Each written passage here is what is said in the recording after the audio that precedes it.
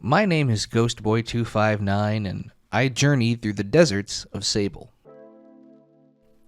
Sable was released on Steam in September of 2021, but came onto my radar quite recently, and if you know me, it's not hard to guess why I wanted to play it. I've openly said before that I will play the worst games imaginable if it's for an artistic style and atmosphere I really enjoy. Luckily for me, Sable checked all of the positive boxes, and even better for me, Sable is a fantastic game.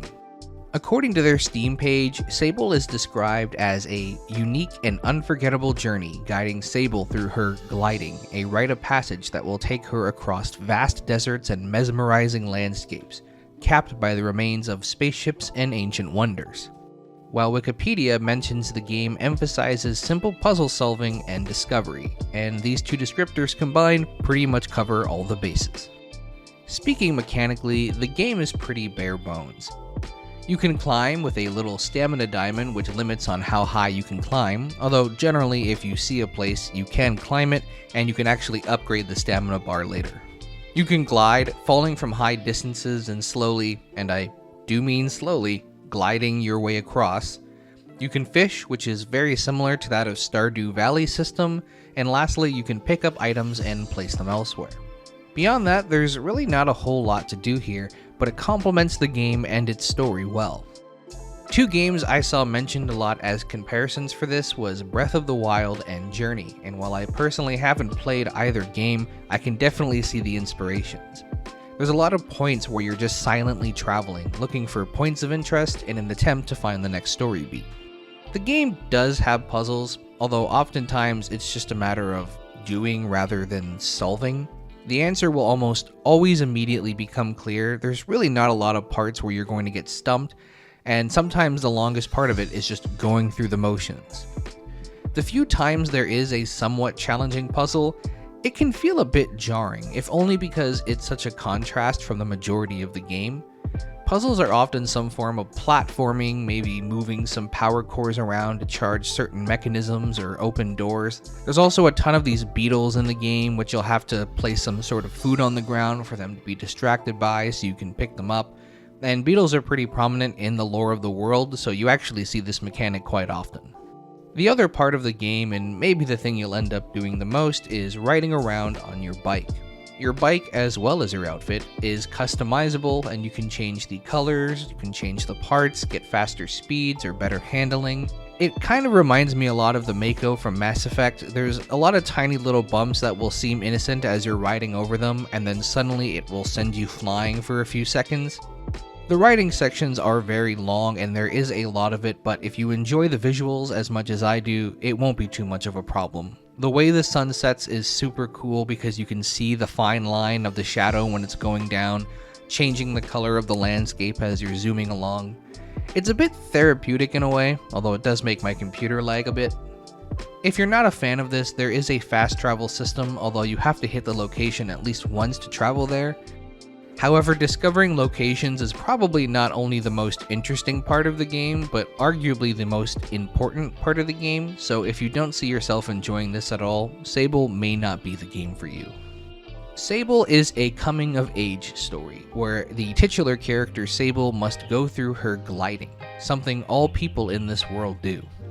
The gliding consists of traveling through the vast wastelands of the desert, interacting with people and settlements in order to collect masks. At the end of the game, Sable will have to choose a mask, and the mask she chooses will be her career, essentially, her role in society for the rest of her life.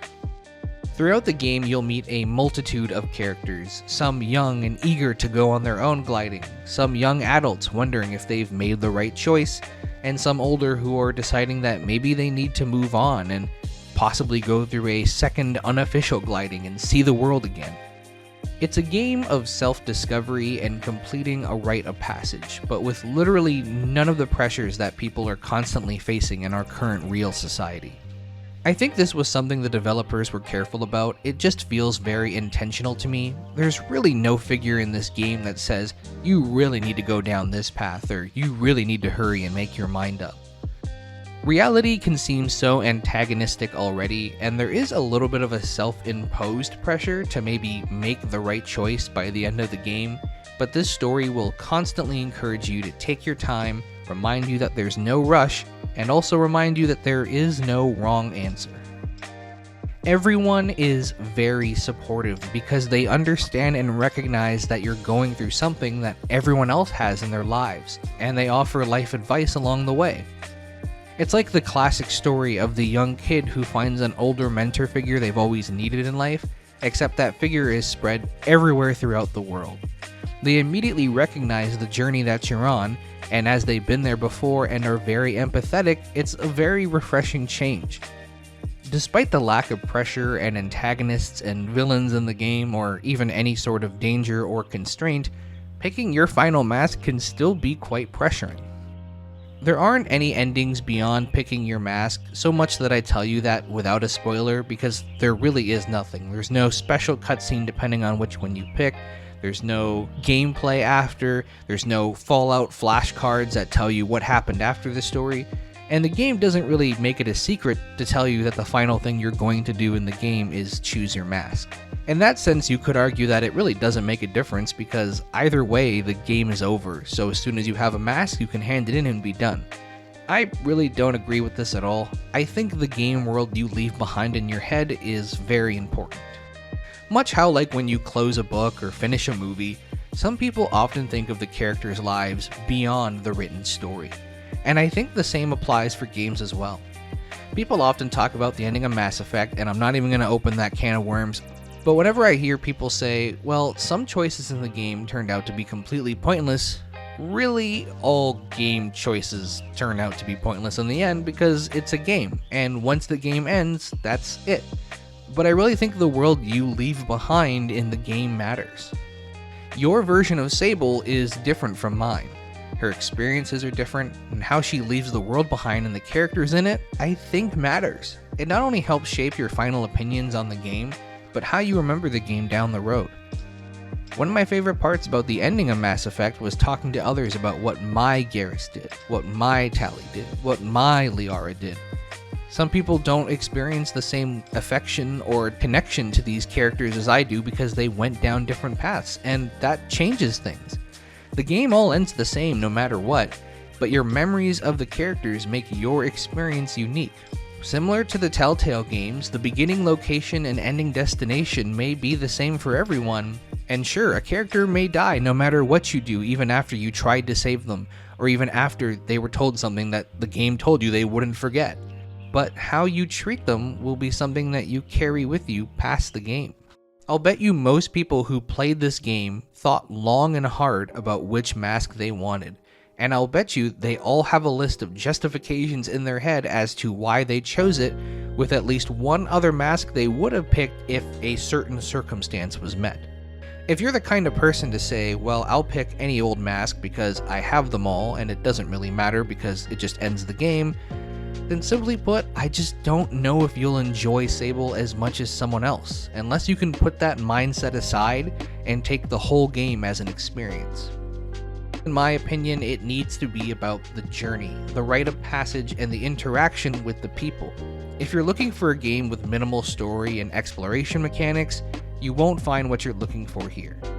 However, if you're looking to push past all of that for a game filled with tons of collecting and little places to find, lots of exploration, completing every side quest, then perhaps I could still see you enjoying it to some extent, but I think a lot of the emotional parts of the game will be lost. Another game I really like to relate this to is actually the Elder Scrolls of all games. Walking from point to point, finding landmarks on your map, exploring large open areas, and seeing something enticing off in the distance. Whenever you enter a city or settlement with one thing in mind, you'll start talking to every person you can, which will inevitably lead you to pick 2 to 3 more side quests, which will lead you to find 2 to 3 more landmarks, which will lead to more side quests and picking up badges and masks that you never intended to. The lack of voice acting lets you put whatever voice you want to the faceless people that you'll meet, and Sable's inner dialogue is actually great and gives you really good insight that doesn't feel too overbearing and still makes you feel like you have control over her decisions. There are plenty of dialogue decisions to make, most of them are simply different steps to the same destination, but it does add a lot of flavor and lets you explore different sides of everyone. Even sarcastic little quips or expressions of self-doubt won't be met with much negativity, but rather a reciprocation of similar feelings. Most quests are just versions of fetch quests, but in a game where exploration is a key feature, going from one destination to another is the best thing you can do. I think where the game falls flat sometimes is when you actually arrive to your final location. It can be a little bit of show up, press a button 3 times, and then fast travel all the way back. This is where I kind of wish they leaned a little bit more into the puzzle aspect, but also I understand why. I think they were trying to leave it as open and accessible as possible. It just feels like sometimes that was the key, and sometimes the key was to make a puzzle game, and they kind of went back and forth. The thing that obviously stands out the most is the presentation of the game. Sable has this extremely unique cel-shaded look, and for the few people who watched me stream the game at twitch.tv/ghostboy259, the appearance is the first thing they commented on. The game always has something unique and interesting to look at when you least expect it. The 3D floating specks of dust, the grayness of the shadowed areas, and suddenly walking out into a world of color. The large landscapes that manage to look interesting even after your 7th hour of driving through them. I feel like it would be a disservice to simply mention the art style and leave the conversation there, however, as just the overall design, even without the art style, is truly unique and wonderful. Every character you meet will have a mask on, and some of the designs are my favorite parts of the game. They look really cool. I also really love the contrast of the places you'll go to, like the older built-up settlements in the sand, the ones built under the large structure of bones, the inside of the old crash-landed spaceships, to even some of the underground areas with bioluminescence lighting the way for you to see. You can tell there was a lot of effort and care into creating an aesthetic that fit vibes of a post-apocalyptic theme with a crossover of space exploration and quite a bit of religious imagery for the religion in the game.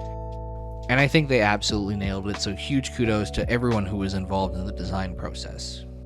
The game isn't without its bugs, unfortunately. There's quite a few issues with the game, the biggest being the bike lagged my game quite a bit once I got certain attachments. There's a few graphical clips here and there that don't necessarily stand out, but they are noticeable and can sometimes take away from things.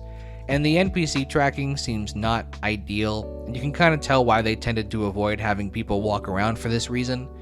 At worst, it's something you look at and have a chuckle at, nothing even remotely game-breaking or experience-ruining in my opinion, but sometimes a bit distracting. While I did enjoy the puzzling aspects, I found myself wishing there was more of it. I do get the impression the game was meant to be for the most casual of game players, and I've actually recommended it to a few friends who don't really play games because I think they would enjoy this kind of thing. So I think they didn't want to make anything too challenging that could stump anyone for more than a few minutes. And overall, you can sometimes go an hour without encountering any sort of puzzle, and then shortly after you'll encounter 3 or 4 in a row. I suppose it's dependent on what quests you do and in what order you do them in, but sometimes the game just feels like it was missing that little extra something sometimes.